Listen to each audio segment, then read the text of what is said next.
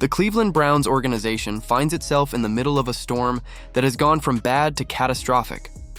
What began as another quarterback controversy has spiraled into a full-blown crisis that's exposing the cracks in the team's foundation. The name on everyone's lips isn't the head coach nor the general manager, but Shedeur Sanders, the young quarterback whose career now hangs in the balance of indecision, favoritism, and organizational chaos. Every passing week turns up the volume on a controversy that refuses to fade, and the more the Browns try to control the narrative, the worse it gets. The whispers have become headlines, and the story has evolved from football drama to a test of loyalty, integrity, and leadership. Inside sources say it all began quietly, as many disasters do. Shedeur was supposed to be the Browns' future, the spark that would reignite a struggling franchise. Yet instead of being allowed to prove himself on the field, he's been benched, sidelined by vague explanations and questionable decisions. Reports from insiders like Mary Kay Kitt have only added fuel to the fire, revealing the uncomfortable truth that this isn't just about football, it's about power, bias, and mismanagement at the highest levels of the organization. The season is slipping away, the fan base is growing restless, and every game Shedeur doesn't play feels like another lost opportunity for a team already fighting to stay relevant. The controversy deepened when former NFL stars began weighing in.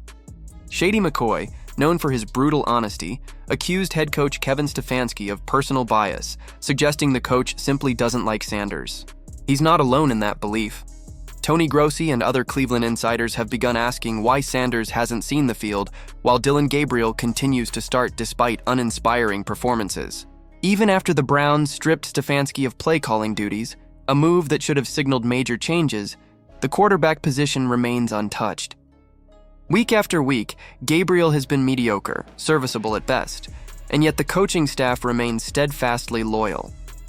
It's this stubbornness, this unwillingness to give Sanders even a single real opportunity, that's left fans and analysts baffled.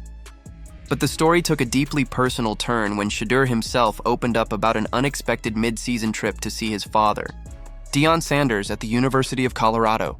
It wasn't a publicity stunt or a vacation, it was a lifeline. Shedeur revealed that he was battling nagging back issues that required regular treatment, and that the emotional weight of his situation in Cleveland had become almost unbearable. In a league where players are expected to be stoic and unbreakable, his honesty was a rare glimpse of vulnerability. He described waking up one morning and deciding to fly home to Boulder just to reset, to breathe, and to remind himself why he loved football in the first place. For a young player fighting for his professional future, that visit was less about escaping and more about surviving. In Colorado, Shedeur found the one thing Cleveland has failed to give him: support.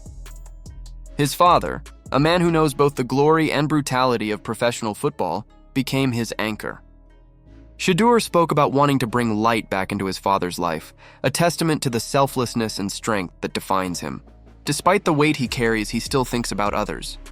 That kind of character should be celebrated in any organization, yet in Cleveland, it seems to be ignored. His trip was not a sign of weakness. It was a reminder that even the strongest players need moments of humanity.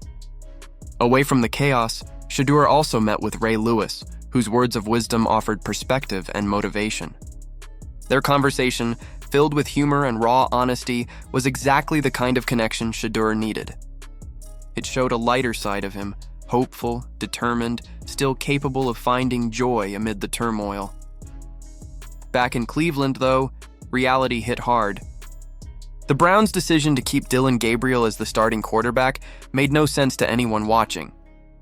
The numbers don't justify it, the performances don't justify it, and yet the staff clings to the same routine as if afraid to admit a mistake. Shady McCoy's words ring loudly.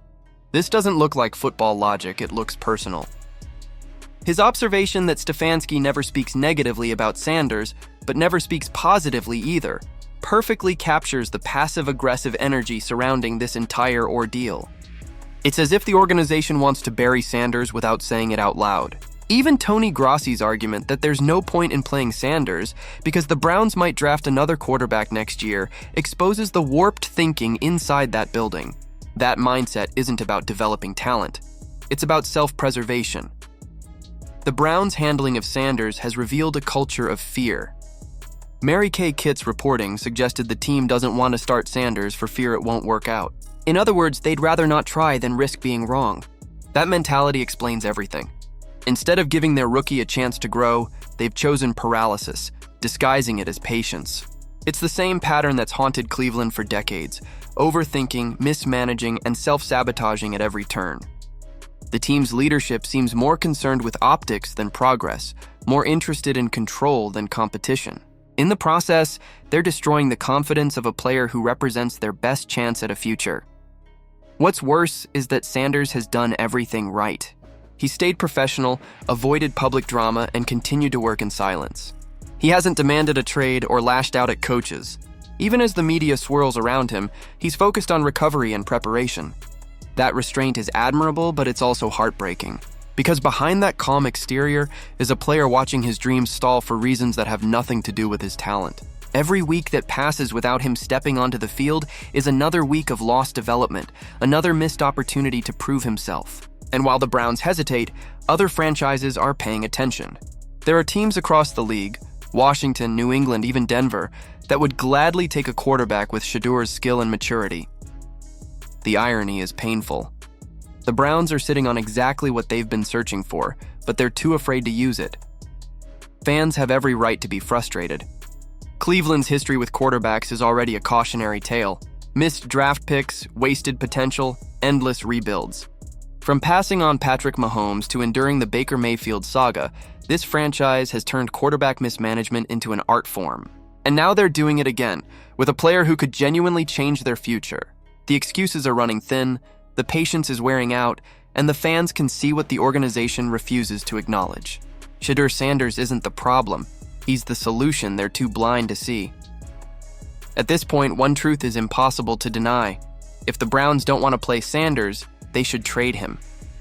Let him go somewhere that values his ability, somewhere that will give him the chance to grow.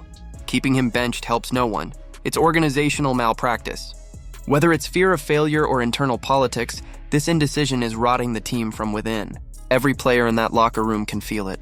Every future draft prospect watching this unfold is taking note. If Cleveland continues to treat its young talent this way, it won't just cost them Sanders, it'll cost them credibility for years to come. The tragedy of this entire situation is how avoidable it was. The Browns could have been transparent. They could have given Sanders a fair competition in training camp.